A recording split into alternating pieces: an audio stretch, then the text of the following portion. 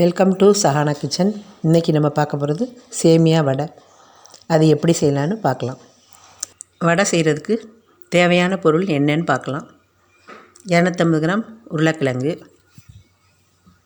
1 cup சேமியா, வெங்காயம், பொடியாக நறுக்கின இஞ்சி, பச்சை மிளகாய், கருவேப்பிலை, பொரிக்க தேவையான எண்ணெய்.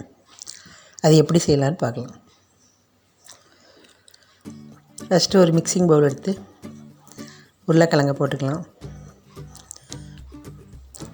அதை நல்லா பிசைஞ்சு விட்டுக்கலாம்.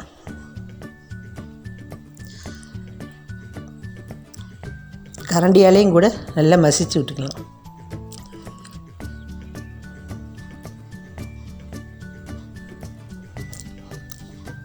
உருளைக்கிழங்கு மசிஞ்சு மாவு பதத்துக்கு வந்த பிறகு அதில் சேமியா சேர்த்துக்கலாம்.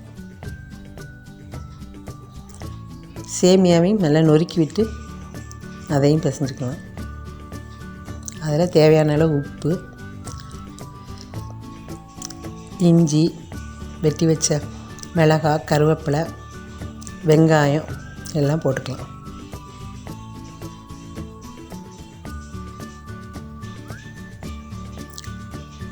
அதில் 2 ஸ்பூன் அரிசி மாவு சேர்த்துக்கலாம்.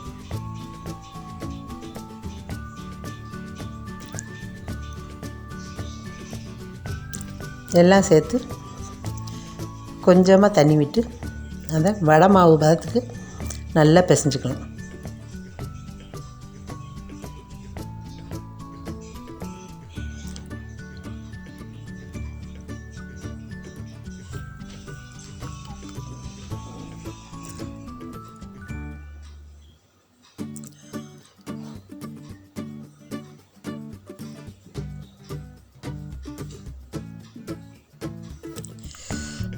ஸ்டவ்வில் எண்ணெயை காய வச்சுக்கலாம்.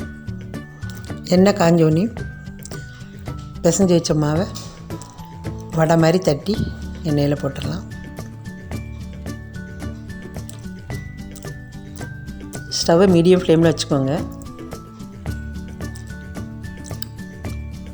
வடை மாவை உருட்டி போண்டா சைஸ்லேயும் வேணாலும் போட்டுக்கலாம்.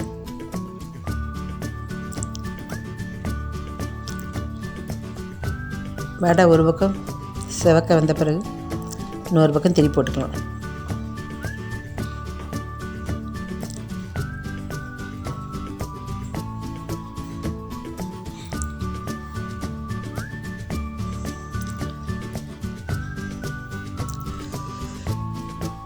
ரெண்டு பக்கமும் நல்லா வெந்தவுடனே அதை எடுத்துக்கலாம். இப்போ சேமியா வடை ரெடி ஆயிடுச்சு.